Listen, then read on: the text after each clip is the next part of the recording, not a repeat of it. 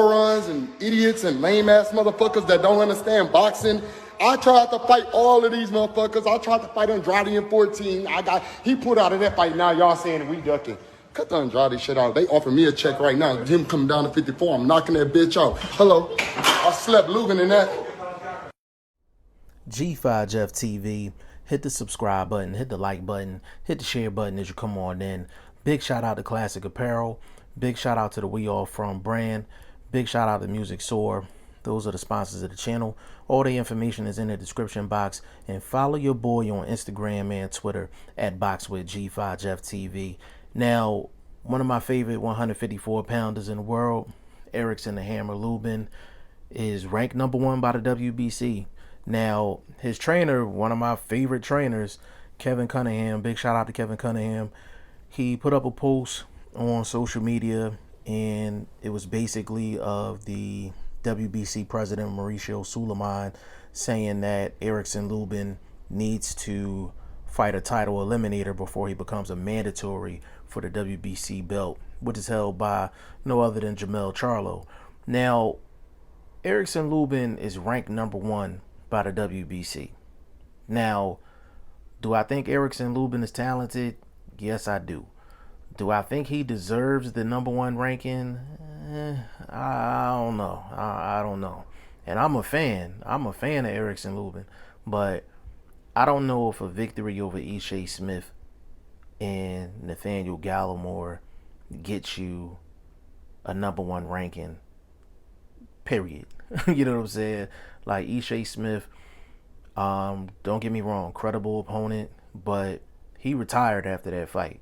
And we all know that Ishe Smith had a lot of issues going into that fight against Erickson Lubin. And listen, no excuses. That's just what it was. But basically, Erickson Lubin sent Ishe Smith into retirement. And then the Nate Gallimore fight, I was actually at that fight. And Nate Gallimore just didn't look like himself. You know what I'm saying? And again, that's not Erickson Lubin's fault. He went in there, handled business, took care of business. But ask yourself the question, does a Ishe Smith victory and a Nate Gallimore victory get you a #1 ranking in a sanctioning body for Jermell Charlo? That, you know what I mean? It just doesn't. You know what I'm saying? It just doesn't. But this is a WBC we talking about here. But it doesn't change the fact that Erickson Lubin should be in a big fight. Erickson Lubin obviously is going to be in a title eliminator. And who could he face? And that's what Kevin Cunningham was saying. And he pulled up some names that's in the top 5. Jarrett Swift Hurd name was pulled up. Landy Lara. A couple other names. I don't have a problem with the Landy Lara fight. That'd be a damn good fight. Erickson Lubin, Landy Lara.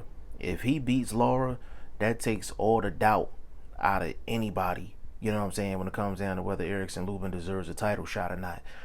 Jarrett Swift Hurd, that would be a great fight too. I just don't see that fight happening. I don't see Jarrett Swift Hurd actually taking that fight. I don't see Lubin taking that fight unless the WBC actually mandates that fight as the title eliminator fight. But if I had to pick a fight for Erickson Lubin that would be credible for me to say, okay, Erickson Lubin, you deserve a shot at Jermell Charlo for a second time, it would be Landy Lara. It would be Landy Lara. And that'd be the best victory of Erickson Lubin's career as well, if he was to get that fight and to get that victory. But it's a WBC we talking about here. At least they came out and said that he has to fight a title eliminator and he has to win a title eliminator before he becomes a mandatory. They didn't say that in the Dillian White situation, but that's neither here nor there. I'm not going there with that today. Y'all not going to force me into going into that today. But Erickson Lubin, he got a shot against Jermell Charlo earlier in his career, a couple years ago, and he got knocked out in the first round. We don't know how that fight was going to go because Charlo turned his lights out. That's just what it was. But I don't think Erickson Lubin deserved the title shot back then. But basically, he had it in his contract with Al Heyman that he is to be fast-tracked to a title shot.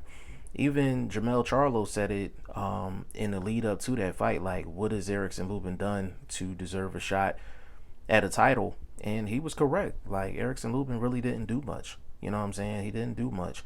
And he's fought 4 times since losing to Jamel Charlo. 2 of the opponents had really bad records, and the other 2 was Nate Gallimore and Ishe Smith. So bottom line is, regardless of what the WBC is talking about, Erickson Lubin has to have a signature victory in his career, period, before he gets a title shot, in my opinion. And I think Erislandy Lara is that guy. Y'all let me know what y'all think in the comment section. G5 Jeff TV, hit the subscribe button, hit the like button. Please share this video, support your boy. Support good content at all times. I appreciate y'all. Peace.